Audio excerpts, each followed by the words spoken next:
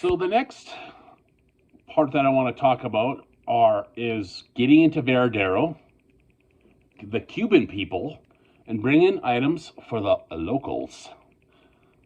Now there are several ways to get into Varadero from the resort, and the first is by an old car taxi. And what do I mean by that is those old Cuban cars, an old Chevy car.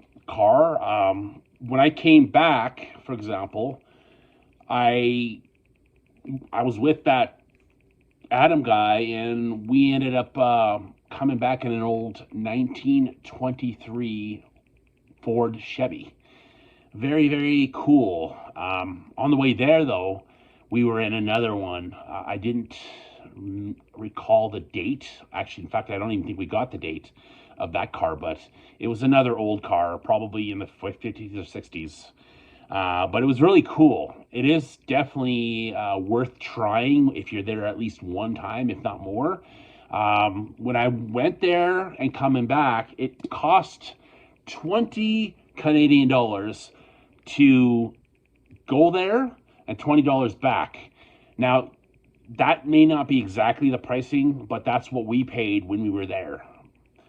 But always confirm, like if you come back from Varadero, make sure you confirm it's around 20 Canadian dollars. It should be about that in just coming back from Varadero into the resort area. So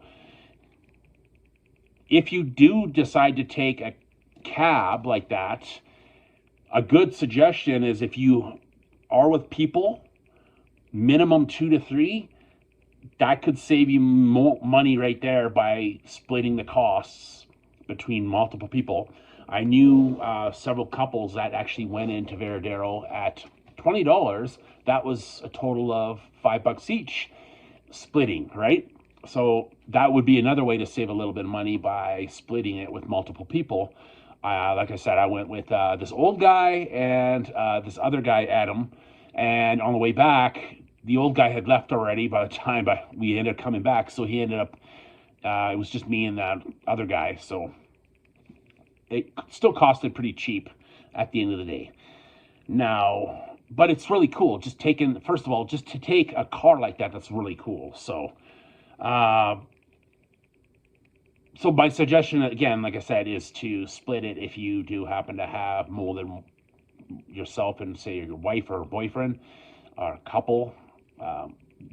Take multiple people if you can. That's the best, cheapest way. That way, that is.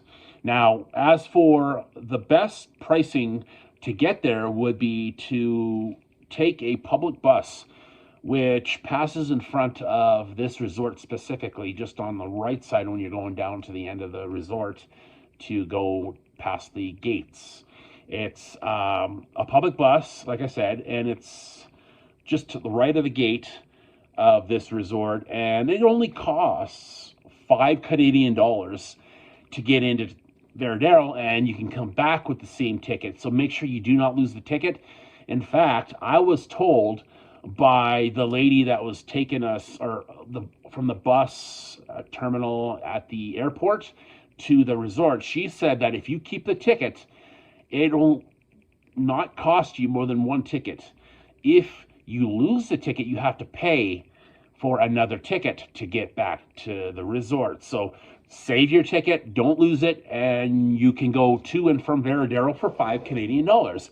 I'm sure you could use 5 American dollars and probably pesos as well, but I use Canadian dollars, so either way, you do have your options price-wise, but it's $5, $5. Cheap, cheap, cheap, cheap, cheap. Either way. But of course, the bus is the cheapest way. And again, it's a double-decker bus, because I didn't say that. Double-decker bus. Very cool. Very cool. See the pictures that I have. I have a few pictures. So the next part are about the Cubans. The Cuban people are one of the most nicest, warmest, and humble people I've ever met, at least comparatively. When I was in Mexico, they're nice people there, but almost everybody that I met in Cuba, they were nicer. They just seemed nicer, much more authentic and nice. So I found that was really, really cool. And the women, um, they're fantastic. They are beautiful. One thing I noticed about Cuban women, and they're very attractive females. If you're into the men as a woman or a gay man or whatever, they're attractive men too. So, but point being is they're attractive people, very humble and very, very nice, and the warmest people that I've met ever on any of my trips. Um, Now, this, and that's what makes me come to the next unfortunate point. Being that there's such a nice bunch of people, they don't have access to even sometimes the basic necessities like medicines, clothing, as well as other necessities of life. Even just candies and chocolates and other treats, they don't even have that. They just don't have that. They don't have access to that kind of stuff, which does make it extremely unfortunate, just because of the way their economy is and the way a lot of the stuff is with them.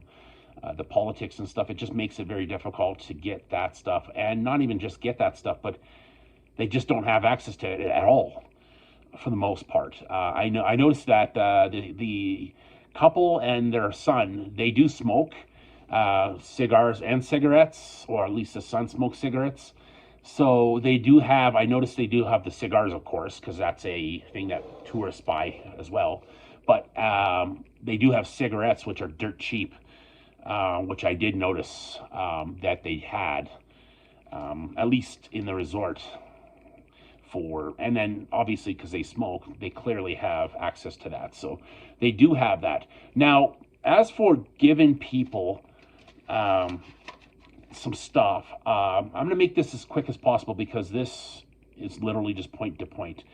That elder couple, when I met them, they had a bunch of clothing as well as socks included in there from their son that he didn't use anymore. So she gave away a lot of those clothing items to the local workers, so they had access to that from them. So that's cool. I had a small bottle of cologne, a British Sterling cologne. I never really used it that much, and so I brought it with me to use a little bit of it. And then I had quite a bit left. It was like half bottle, so I gave her that. I gave the cleaning lady that. I also did give her some travel shaving cream that I bought before I left, because I wasn't sure if I would shave before like the end of my trip. So I gave her that item as well for her or her husband, whatever, right? I also had a toothpaste that I had extra. I bought an extra one, and I thought, okay, if I don't use it, I don't use it. But I ended up not using it, so I gave her that item as well, so that she'd have some toothpaste, which is pretty cool. I got a lighter. I received a lighter from that elder couple, the husband. He gave me a lighter that he had an extra of that he was able to bring over, and I gave the lighter to the gentleman who was serving me every day, with the exception of one day. I gave the server in the privilege lounge that item, that lighter. I said, well, since you sometimes smoke cigars, here you go. And as well, I also had a bunch of tissue paper that I never use here. So I said, okay, you know what? Here, take these as well. You can have a couple, or you can give them to the lady at the bar. Since I make no use of it here. I have tissues already, so it doesn't really make much of a difference. So, have it. I'd rather give it away than bugger off and never use it, right? So, and one thing I'm going to do the next time I go there, which I plan on going there soon again, I'm going to be bringing a bunch of stuff, maybe some candies and some other small items that I can bring for the locals. That's my plan. So that's an idea that you guys can do the next time if you ever go to Cuba and you've never been there. I would highly recommend you do that, because they love it. they very, very much love it, and they will greatly take it.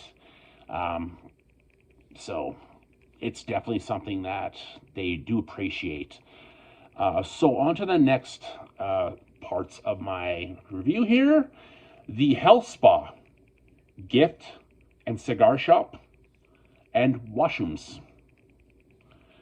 The health spa is near the main pool, like literally 20 feet, if that.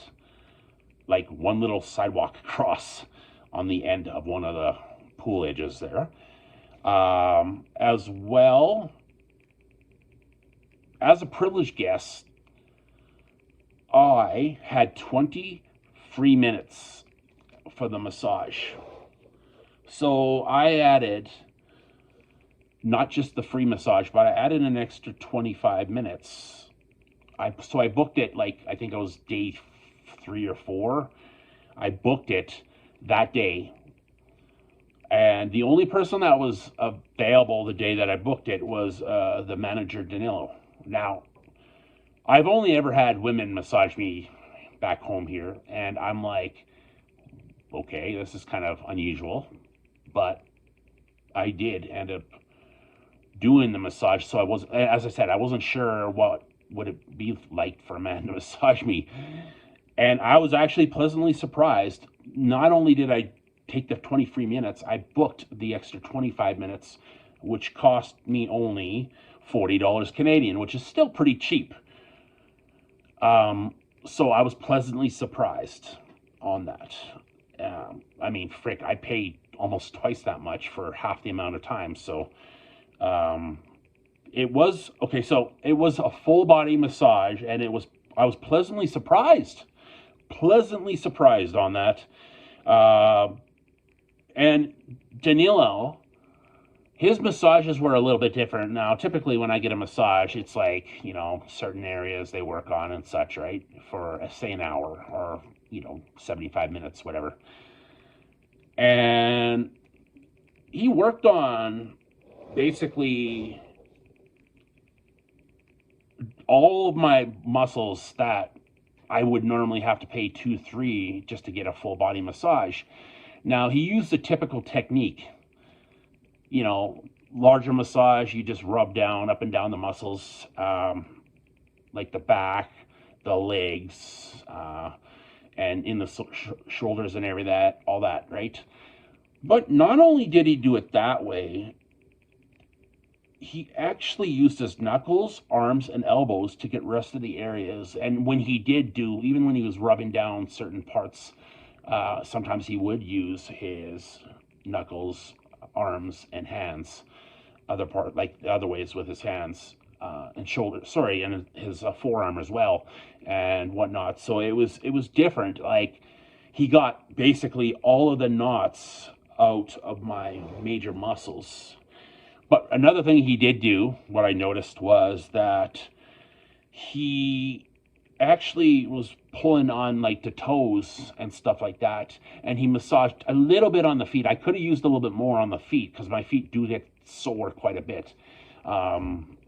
So he did actually massage my feet for a few moments, which pleasantly was interesting because I like I said, who doesn't like their feet massaged unless you're one of those people that don't like it? So it was interesting, and like I said, different techniques.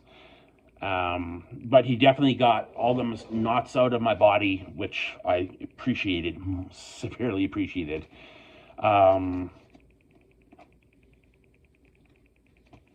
Now, like, for example, my hamstrings sometimes get a little sore from sitting a lot, and he did massage my hamstrings, but he got all those knots, and it did feel great.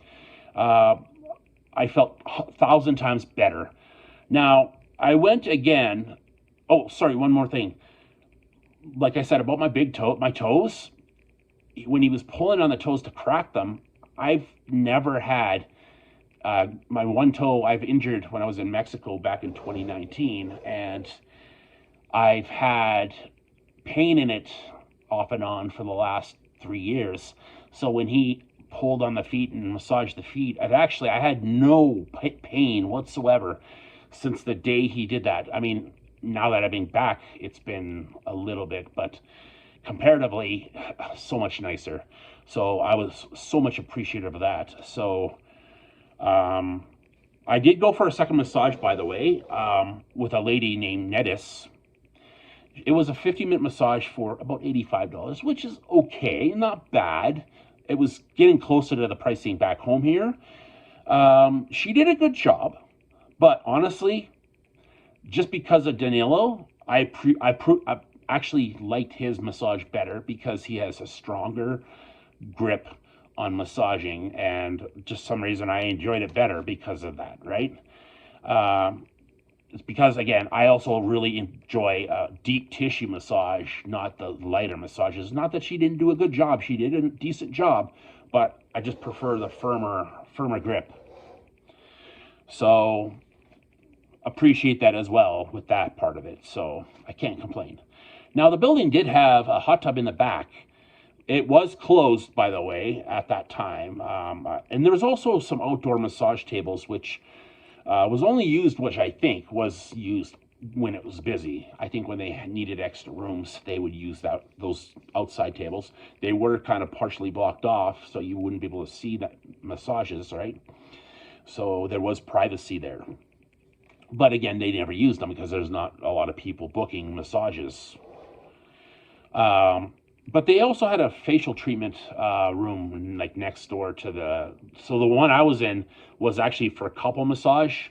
So a couple can have a massage, which I will show you the pictures quickly of those rooms. I'll show you a few pictures, that is.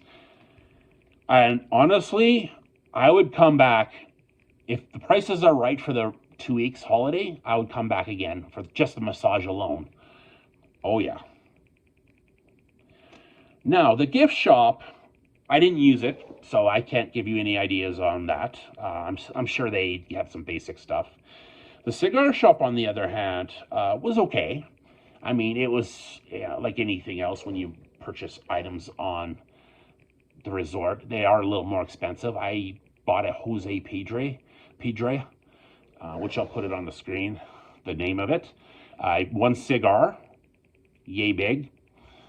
And it was about $5 or $6 Canadian dollars, which is a little bit dicey priced, a little high priced, actually not dicey, but it was worth it just for the one.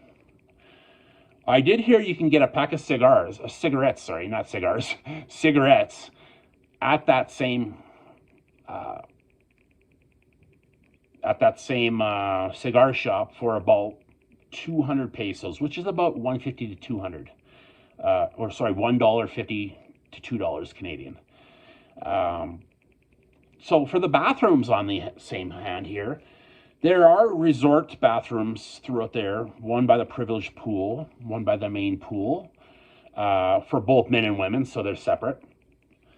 There are two by the lobby bar area, in that area. One is by the smoking area, just close to the buffet restaurant. There's one there, and there's also one by the cigar shop, right in that general area, that little area. So you do have one thing I will tell you about the one bathroom by the cigar shop. I used it once, and the toilet, I didn't realize the toilet seat was broken. So when I was using it, I realized, crap, I'm gonna probably pinch my butt. Which it did kind of pinch the top of the skin for a second there. But I noticed it was, not only was it broken, but the actual toilet seat itself was loose from the ground. It was fine, but it was still loose. So that was an issue that I noticed with that single location of the toilet. It was the center stall. So otherwise, the bathrooms were okay. One thing I will mention, when you're in the resort or in general, sometimes bathrooms may not have tissue paper. So that, thankfully, this resort did have tissue paper for the most part. In my room, it was fine. In the bathrooms, they did have some just kind of sitting on the, well, not on the ground, but there's like a little thing there that they set it on. I don't even know what the heck that was, but it was sitting there otherwise. Just always make sure you bring extra tissue paper if you're going to Cuba, because if you go to different washrooms, saying if you go into, I don't know about Varadero, I never used the washrooms at Varadero, but when you go take a a tour to, say, Havana, they don't have anything in the bathrooms there, unless they do have, sometimes people, you pay a little bit of money and they'll give you some tissue paper. So I'd highly recommend, if you're going to go on a tour to Havana, bring some tissue paper just in case. Then you don't have to pay for that. You can just give them a little tip, because they do have ladies sometimes standing there. So that, as a bathrooms, that's something I would be highly recommending, to bring tissue paper just in case. So, yeah, so as I said, the middle one in the bathroom was cracked, and the whole toilet itself was falling apart. It was almost coming off. So it did kind of, I did notice that, and it does need a little fixing. So overall, the massages in the cigar shop and the bathrooms are fine. So everything was cool with that for the most part.